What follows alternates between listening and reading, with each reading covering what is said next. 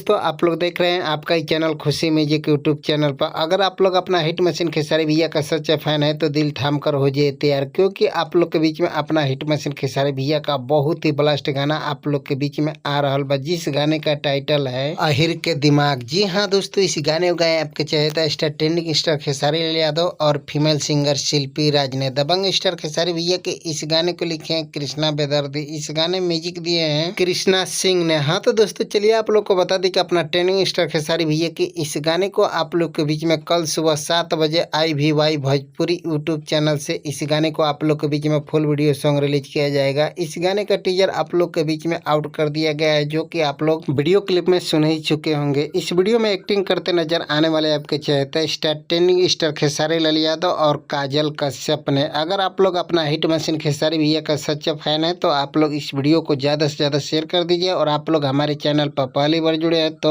Video को लाइक और channel को सब्सक्राइब करके बेल आइकन घंटी दबाकर नोटिफिकेशन ऑन कर लीजिए, क्योंकि हमारे चैनल पर खेसारी भैया का हर अपडेट आप लोग के बीच में सबसे पहले मिलता है। आप लोग को भोजपुरी का अपडेट कैसा लगा आप लोग कमेंट करके जरूर बताइएगा, और आप लोग से अनुरोध है कि आप लोग तैयार है कल सुबह IVY भोजपुरी यूट्यूब चैनल पर जाकर आप लोग खेसारी भैया का गाना सुनब जा और ज्यादा से ज्यादा शेयर करब जा कि गाना ट्रेंडिंग में आ जाए। नमस्कार प्रणाम दोस्तों, फिर मिलते हैं नए अपडेट के साथ, तब तक के लिए बाय बाय।